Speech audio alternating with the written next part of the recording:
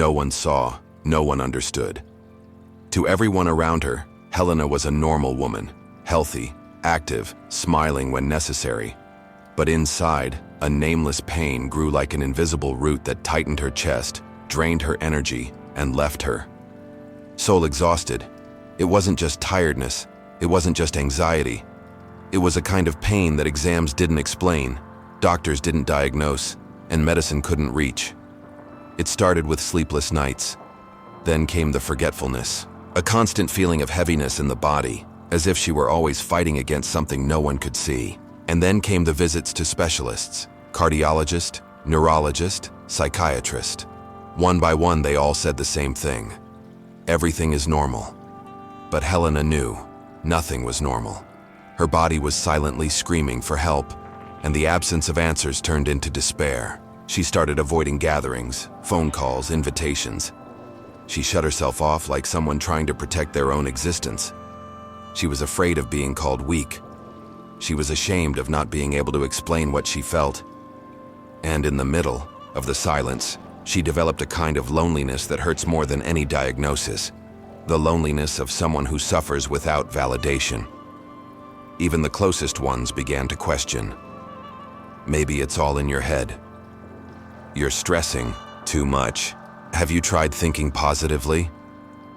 Each of those words was like a nail in her faith, as if the world doubted the reality of her pain. And the more she heard, the more she believed that maybe she really was losing control. But one thing, Helena didn't lose: the desperate desire to be understood, even if only by God. It was that spark of hope, small and almost extinguished, that still remained inside her. A hope that wasn't fed by human promises, but by something greater, invisible, spiritual. She began to ask silently, is there something beyond medicine? Is there a word, a prayer, a divine breath capable of understanding and healing what science can't explain? The pain was still there, but along with it, for the first time, a new question was born. And when a question is born in the soul, sometimes heaven answers with a calling. That same dawn, between tears and insomnia, Helena got up from bed, as if pushed by something invisible. She walked to the shelf, picked up a Bible forgotten for years, and opened it at random. The pages moved by themselves, and what she read there would change everything. Before continuing, if this story speaks to you, write in the comments your name or the name of someone you carry in your heart. Your presence is more than welcome. It is necessary. Like this video, subscribe to the channel, and turn on notifications so I can continue bringing new stories of faith and help as many people as possible. Share your experience, a request, a name, a memory that still carries faith in your chest. Let's build together a living chain of prayer and hope, where each comment is an altar, each name a prayer spoken out loud, and each word a true breath of healing. Helena's hands were trembling. It wasn't cold. It wasn't fear. It was as if her whole body was on the verge of an invisible collapse. But in that moment, something stronger was moving her. When she opened the Bible, her eyes landed on a passage that seemed to pulse before her. Living letters, words with a soul.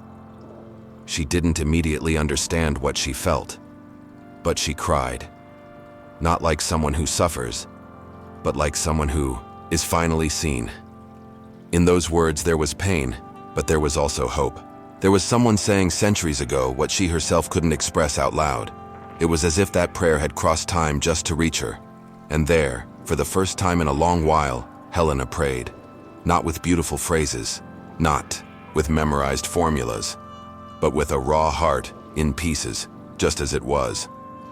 She didn't ask for healing. She didn't ask for answers. She only said, God, if you still hear me, find me here. And something happened. Nothing supernatural. No light in the sky, no audible voice. But inside her, a different silence was born. A silence that didn't frighten, but embraced. For the first time, that emptiness in her chest seemed filled with something that wasn't pain. It was presence. It was as if someone had sat next to her without saying a word. And just by being there, she no longer felt so alone. In the following days, Helena returned to that same prayer. She read it again, cried again, and, without realizing it, began turning it into a ritual. Before sleeping, she would sit on the bed, place her hand over her heart, take a deep breath, and read it out loud. Not like a text, but like a letter, as if saying, "I'm here again, God. It still hurts, but I'm still trying." Faith, which once seemed distant, began to return not as strength, but as shelter. She understood that faith is not the absence of pain. Faith is the courage to keep believing even when everything still hurts. And in that scenario of normal tests and inexplicable symptoms, she began to notice a subtle change. The nighttime crises lessened. The chest pains started to space out. And above all, her soul stopped screaming. But there was still a question echoing inside her. What prayer was that? What psalm was this that seemed to understand her soul better than any therapist? She still didn't know that she was in front of one of the most hidden and forgotten texts of the Psalms. A cry that doesn't just heal the body, it heals the invisible. And she was about to discover that this psalm didn't just change her life, but could change yours too. Up next, you'll discover the name and power of this hidden prayer. A psalm that few know, yet holds a living promise for those who feel pain that medicine cannot explain. Get ready. What you're about to hear may not only touch your heart, but restore your soul. Before we go on, send this video to someone who is facing an invisible battle. Someone doctors no longer know how to help. Someone who needs to remember that heaven still listens, even to the prayers that never became words. Write in the comments your name or the name of the person you carry in your heart. Let's create together a living chain of faith, where each name becomes a prayer, each comment an act of hope, and each gesture a breath of miracle. The number printed at the top of the page almost went unnoticed. Psalm 6. 1 out of 150. Hidden among more famous texts like Psalm 23 or 91, it wasn't usually quoted in church services, devotionals, or in verses embroidered on framed pictures on the walls of homes. But there, in that silent dawn, Psalm 6 sounded more powerful than any memorized prayer. Lord, do not rebuke me in your anger or discipline me in your wrath. Have mercy on me, Lord, for I am weak. Heal me, Lord, for my bones are in agony. Those words cut through Helena like a sacred scalpel. For the first time, someone was saying exactly what she felt.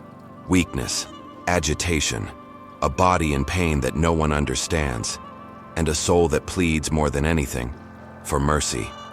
She continued reading, and with each verse it was as if she was diving deeper into a forgotten truth. My soul is in deep anguish. How long, Lord? How long? Helena closed her eyes. She had already asked herself that so many times. How long, God? How long would the pain come without a name?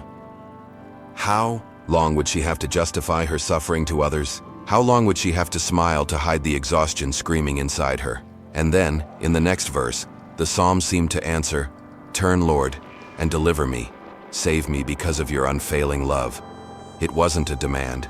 It was a cry, a humble request from someone who no longer counted on their body's strength, nor on man's medicine.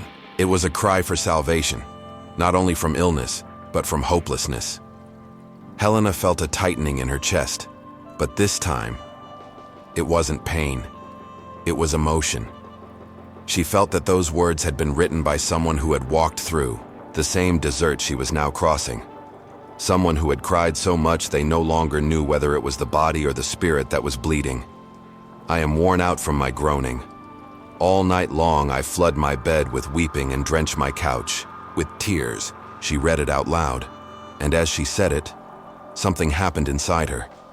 A kind of release. As if each tear that fell in that moment also washed away a part of the pain stored in her subconscious. It was as if, by declaring those ancient words, she was naming her own pain and setting herself free from it. Medicine had offered no cure. But that psalm, that hidden text, abandoned, forgotten in the corners of the Bible, began to do what no report or prescription had been able to do. Touch what was invisible. Helena started writing Psalm 6 in a notebook. She repeated the verses like someone taking medicine. Each phrase was a dose of truth, each word a drop of hope. The psalm stopped being a text. It became a ritual, a living prayer, a conversation with God without barriers, without filters, without shame. And it was at that point she understood. There are pains that only faith can reach. Because the pain of the soul is different. It doesn't swell. It doesn't show up in exams. It doesn't bleed on the outside. But it can sicken the whole body from within. And only those who have felt that pain know the relief of finally finding a word that names it. Psalm 6 was more than a prayer. It was a mirror, a shelter, a place where Helena could exist without having to explain. And maybe, just maybe, it was written for exactly that. For the days when the soul bleeds and no one sees. For the bodies that ache without a name. For the hearts that cry out for divine compassion. For you who now hear, read, or watch this, and understand exactly what Helena felt. But what if I told you this psalm doesn't just reveal the pain, it also teaches the path to healing? That there is a secret pattern in its words that acts like a divine prescription? Now you're going to discover how this psalm transforms into a sacred remedy, a healing plan for invisible wounds. And most importantly, you'll learn how to activate it. Have you ever felt sick, but even when your body seems healthy? Have you ever felt like something is broken inside you, but you can't say what it is? That is the pain no one understands. The pain that doesn't show up in blood tests or scans. The pain that hides in silence, that weighs in the chest without a name, that paralyzes without fever. This is invisible pain, and Helena knew it well. Science calls it somatization. Spirituality calls it a wounded soul. The body feels what the heart silences, and over time, emotional pain begins to seep inward. It doesn't warn, it doesn't scream, it simply settles in. Helena didn't know it, but that constant exhaustion, the vague aches, the nighttime anxiety, were echoes of something much deeper. Psalm 6 had reached her like an invisible scalpel. Each verse revealed not just a prayer, but a sacred diagnosis. Her pain was real, even if invisible to others. And more than that, she was seen by God. Heaven could see what medicine ignored. My soul is deeply troubled. David wasn't. Speaking of diagnoses, he spoke of the soul, of anguish, of nights full of tears. And Helena, reciting that psalm, began to understand that maybe God doesn't heal only through immediate miracles, but through a process of revelation. First, he reveals the wound. Then he treats it. And only then, he transforms it. Pain, she understood, is not always the enemy. Sometimes it's the body's last resort to scream what the soul can't say. Helena began to ask herself, what have I been holding inside for years? Old hurts? Unresolved guilt? Words I never said? How many emotional wounds were hiding as migraines, gastritis, arrhythmia? She remembered her childhood, the absences, the times she held back tears to appear strong. She remembered the adult nights when she'd sleep next to someone and still feel completely alone. She remembered the fear of failing, the guilt of feeling what she felt, the shame of admitting she was weak. And in that moment, something became clear. The pain was real, but it was no longer a secret. With each reading of Psalm 6, Helena felt as though God was touching, little by little, each one of those wounds, as if he were saying, I see you, I know, I never left you. It was like a father who, even without healing immediately, sits beside his wounded child just to say, I'm here with you. And that's when she began to get better. Not because the psalm had magical power, but because it was a channel of connection, a bridge between her pain and divine comfort. The hidden prayer she had found was what had been missing. Not to erase the pain instantly, but to begin the healing journey. She realized that the greatest healing isn't when the body stops hurting. It's when the soul can breathe again. But what if this psalm is more than words? What if it's a heavenly prescription, with specific instructions, verses that act as spiritual medicine? Up next, we'll uncover the hidden plan within Psalm 6, and you will learn to use it as a sacred remedy, word for word, like medicine for the soul. When Helena began reciting Psalm 6 every night, something in her routine changed. She couldn't explain it, but she felt that by speaking those words aloud, something deep inside was being touched. It was as if each verse acted like an invisible remedy, dissolving old resentments, calming the mind, and softening the body's tension. That's when she understood that Psalm was more than a prayer. It was a divine prescription. The Bible has always been called the living word, but few people treat it as what it really is: a spiritual medicine with dosage, timing, frequency, and method of application. And like any medicine, its effectiveness depends on how it's taken. Helena created a ritual. Every night, before sleeping, she placed her hand over her chest, took 3 deep breaths, and recited Psalm 6 out loud. She didn't just read, she proclaimed, like someone activating a sleeping truth, like someone declaring, "This is mine. This promise is mine. This healing is available to me." Each verse became a sacred pill. "Have mercy on me, Lord," was a request for care. "Heal me, Lord," was a direct touch on the pain. "My soul is troubled," was the emotional validation she had never received from anyone. But there was something even more powerful: repetition with faith. Helena understood that faith isn't about speaking once. It's about persisting even when it still hurts. It's about repeating the promise until it transforms you. Each night the reading became more intense, more intimate, more revealing, and little by little, healing stopped being just a desire and became a process in motion. You can do the same. You don't need beautiful words. You don't need to understand theology.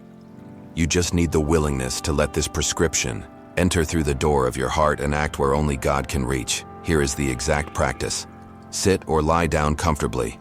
Place your hand over the place of pain, physical or emotional. Take 3 deep breaths. Read Psalm 6 out loud like a letter. When finished, say, "By your words, I am healed." Helena did this for 21 straight days. By the end of the 3rd week, not only had the pain lessened, but her mind was lighter, her thoughts calmer, and her heart more at peace.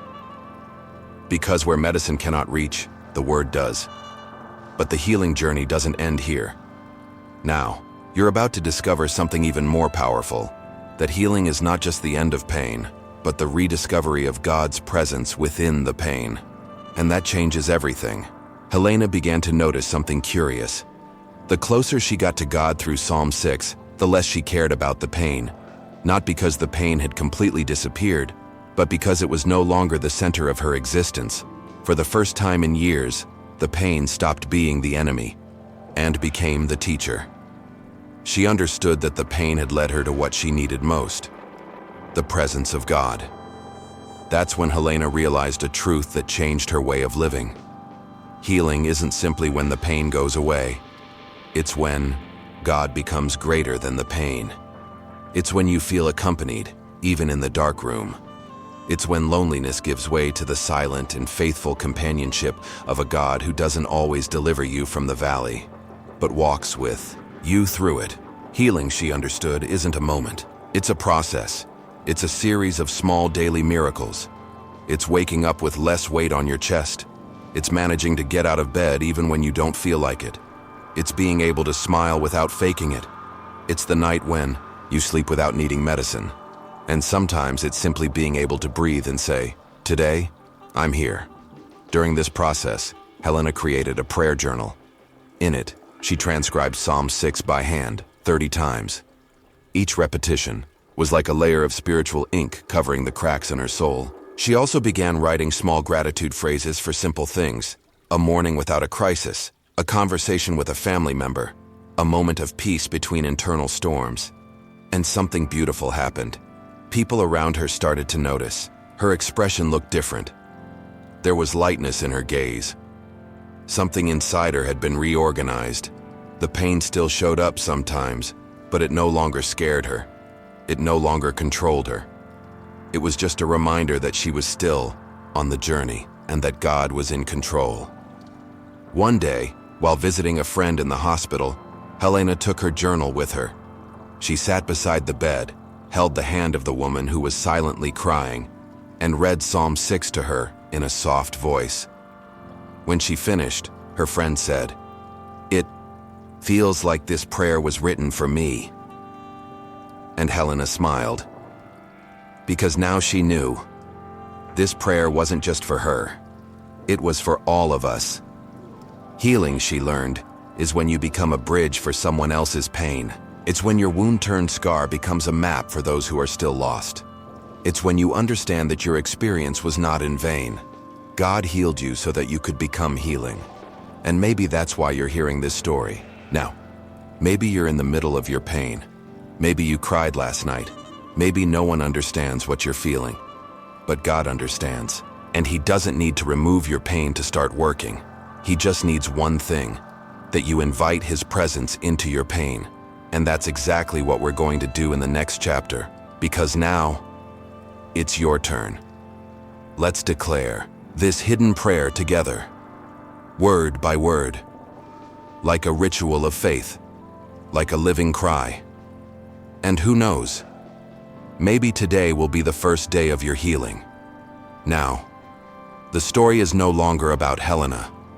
Now, it's about you. If you've made it this far, it's because something inside you recognized this pain. Maybe you're also feeling something no one else understands. Maybe you're going through sleepless nights, unexplained crises, normal test results with symptoms that defy logic. Or maybe your pain isn't in the body, but in the soul. And believe this, God sees what human eyes can't. Your pain is invisible to the world, but visible to heaven. Helena discovered that when she found Psalm 6. And now this prayer is before you too, not as a magic formula, but as a key that opens the door to God's presence in the midst of suffering. And with this key, we're going to pray together now. But first, take a deep breath. Close your eyes for a moment if you can. Place your hand where your pain pulses most, physical or emotional, and repeat with me, silently or out loud, with an open soul. Lord, have mercy on me, for I am weak. Heal me, Lord, for my bones are in agony. My soul is in anguish. But you, Lord, how long? You don't need to have all the answers. You just need the courage to open up. Courage to allow God into places you've never let anyone go. Helena wasn't healed because she prayed beautifully. She was healed because she prayed sincerely. And that sincerity is what God hears, because He doesn't respond to format. He responds to the heart. Let's continue. Turn, Lord, and deliver my soul. Save me because of your mercy. I am worn out from my groaning.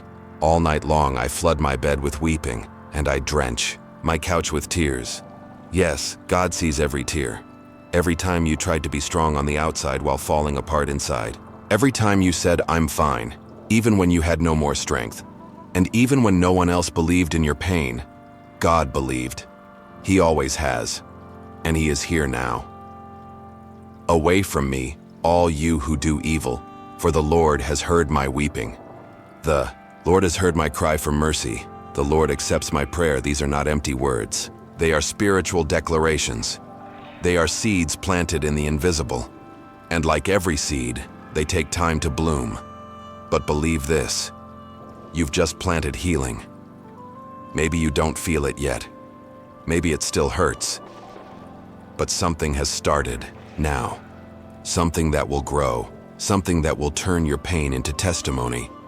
And just like Helena, you too will one day be able to look back and say, "It was there, in that forgotten prayer, that God began to restore me."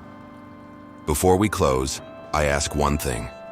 Share this video with someone who is suffering in silence. Someone medicine no longer knows how to treat. Someone who needs to know that God still listens to prayers, even the ones only the heart can say.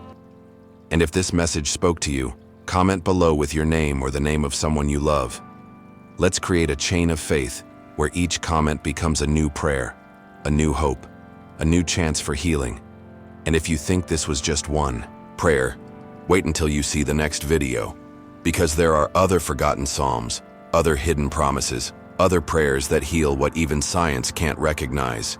What you started today is just the beginning. God still has so much to reveal.